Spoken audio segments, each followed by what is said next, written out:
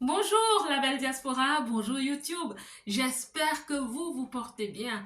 Je me porte super bien et ce soir, je viens parler avec vous de ce thème, les coachs. Importance d'avoir un coach dans sa vie. Plusieurs personnes, et je sais peut-être vous aussi, vous hésitez à croire à ce que je dis. Parce qu'il y a des gens qui disent que les coachs ne sont pas bien, c'est un mouvement qui vient et qui va passer.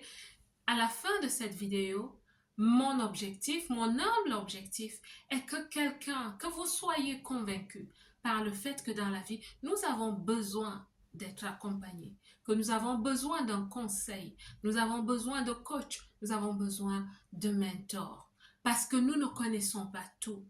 Nous n'apprenons pas tout dans la vie. Nous ne pouvons pas résoudre tous les problèmes de façon parfaite. Et je vous assure que parfois nous avons besoin de quelqu'un d'autre. Ce que nous devons cultiver, c'est l'humilité. C'est l'humilité. Nous départir de l'orgueil. Je ne suis pas encore à la conclusion. Comment est-ce que moi, j'ai découvert le monde du coaching?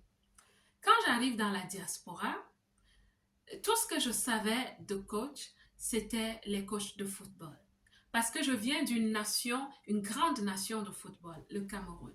Et là-bas, tout le monde, même les enfants, nous sommes vraiment des personnes qui aimons le football. Et nous savons que chaque équipe a un coach. Nous connaissions même, je connais même souvent les noms des coachs et tout. C'est tout ce que je savais. Et peut-être au plus qu'il y a des coachs dans des salles de sport et juste pour le sport. Et donc, quand j'arrive dans la diaspora, à un moment donné de ma vie, j'ai des problèmes au niveau de la gestion financière. Ça ne se passe pas bien. Pendant de longues années, je patouille, je suis dans la boue financière.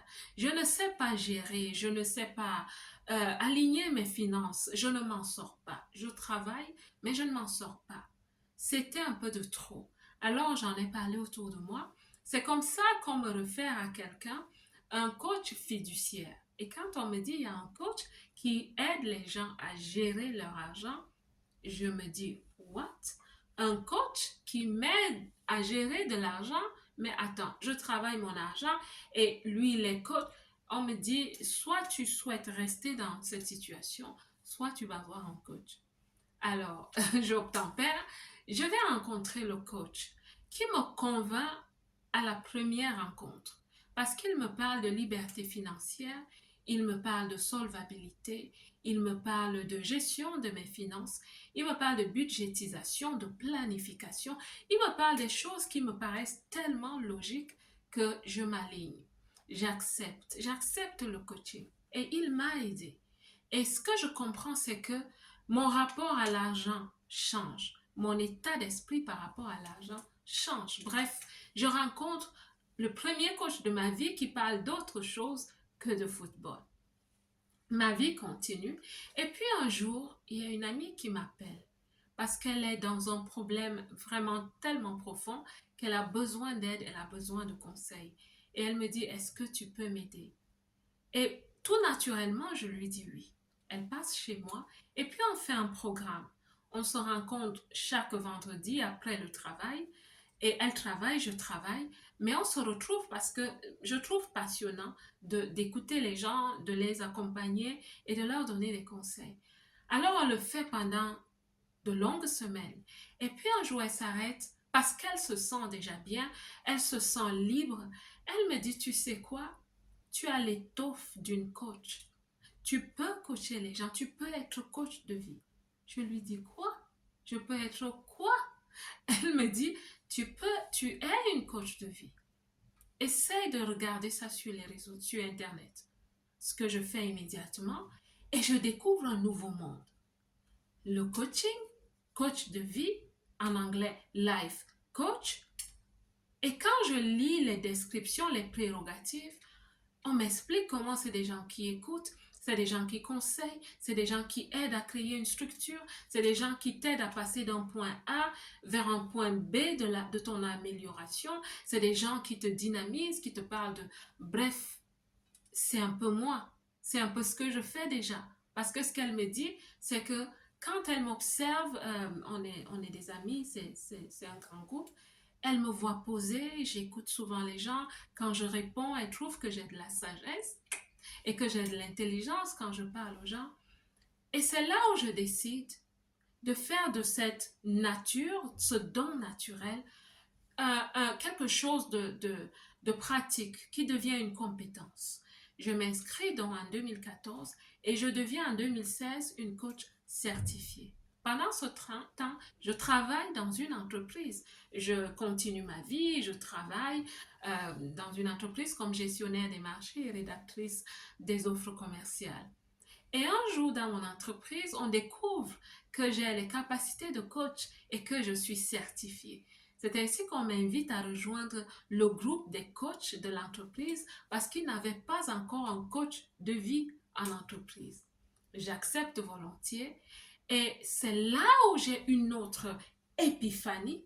Je me rends compte qu'en fait, tout ce qui se balade dehors, l'habit ne fait pas le moine. Parce qu'en entreprise, c'est une multinationale, donc plusieurs nationalités, plusieurs races. C'est des gens qui sont propres, professionnels, qui sont toujours bien habillés, qui sont toujours vraiment l'allure professionnelle. Et je commence à m'étonner parce que quand on m'appelle, on me dit, on a une personne à coacher dans l'entreprise. Quand je rencontre la personne, je me dis dans mon cœur, non, ça, c'est pas possible. Des gens comme ça aussi ont des problèmes. Mais en fait, c'est des problèmes humains. C'est des gens qui ont des troubles peut-être au niveau privé.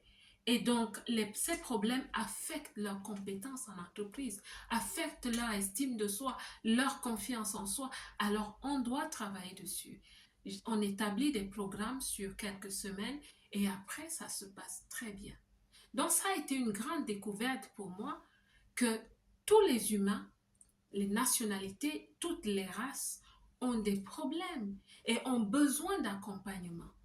Et après l'accompagnement, les gens sont plus performants, plus percutants, plus productifs dans la vie.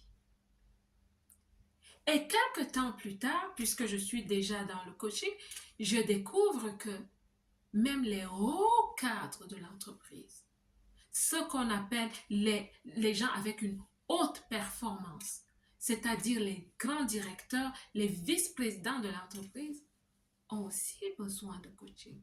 Ils ont aussi besoin d'encadrement au niveau de leurs compétences, au niveau parfois de leur comportement et de leur attitude. Et parfois, quand ils passent d'un stade à un autre, peut-être directeur, à vice-président d'entreprise, ils ont besoin d'un coach pour les aider à s'adapter à cette transition. Wow! C'est à ce point que c'est. Les gens ont vraiment besoin d'accompagnement. Et là où je suis totalement larguée, c'est de découvrir que même les riches ont besoin d'accompagnement. Dans cet univers de coaching, on découvre des choses. Les riches ont besoin de coachs. Ils ont des coachs, ils ont des mentors parce que la richesse relève beaucoup de questionnements. Et les questions qui se posent, c'est par exemple, comment gérer leur argent? Comment gérer leur patrimoine? Comment éduquer leurs enfants pour leur inculquer des valeurs? Parce que l'argent, beaucoup d'argent, peut détourner un enfant. Alors, ils s'inquiètent de est-ce que j'ai l'étoffe pour éduquer mes enfants pour qu'ils aient des bonnes valeurs? Est-ce que j'ai l'étoffe pour éduquer mes enfants pour qu'ils soient responsables à la gestion du patrimoine familial? Les riches ont des questions comme quand je rencontre quelqu'un, comment est-ce que je lui parle du contrat de mariage? Parce que quand un riche s'engage, il engage le patrimoine familial. Pas seulement son patrimoine en tant qu'héritier, mais toute la famille. Donc, ils ont des problèmes à ce niveau, à plusieurs autres niveaux. Comment est-ce qu'il vit en société? Comment est-ce qu'il vit normalement dans la société sans se comporter comme un riche? J'étais un peu abasourdie, mais j'ai compris en fait. Et pour terminer, je vais vous dire, les chefs d'État, les rois, les reines, les princes, les princesses, ils ont des coachs, ils ont des mentors, ils ont des gens qui les accompagnent. Et tu vas te dire, pourquoi des gens de cet acabit, de cette altitude, de cette aptitude ont des coachs? Pourquoi? Mais c'est simple, ma belle. Tout le monde évolue.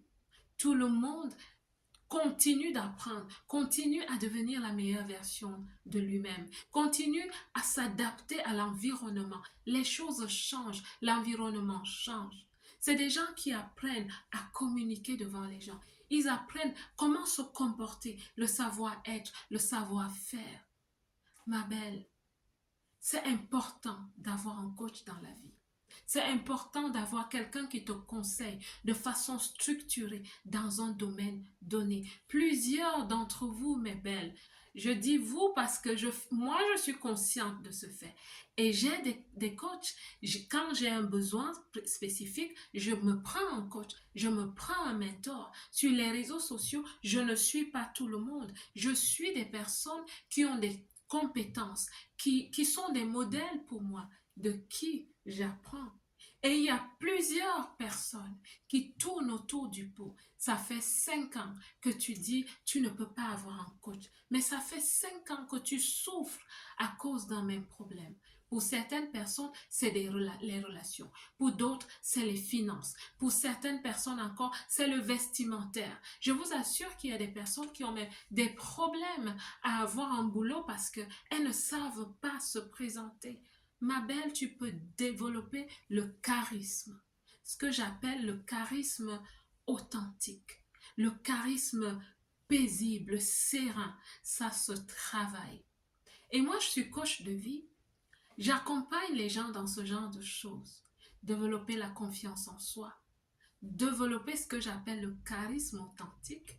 J'ai une formation qui s'appelle le charisme authentique. Oui, je l'ai dit, tout le monde peut copier, mais j'ai mon contenu par rapport à ça. Je suis arrivée au point, les derniers boulots que j'ai eus, où on m'appelle pour me dire qu'il y a du travail. Et ce n'est pas n'importe quel emploi. Ce n'est pas parce que je suis meilleure que qui que ce soit, mais c'est parce que j'ai développé certaines compétences qui font même que je crois que ça commence à travailler comme la loi de l'attraction. Quelqu'un s'assoit, il pense à toi, il t'appelle et il te dit, je veux que tu travailles avec moi. Je veux que tu collabores avec moi.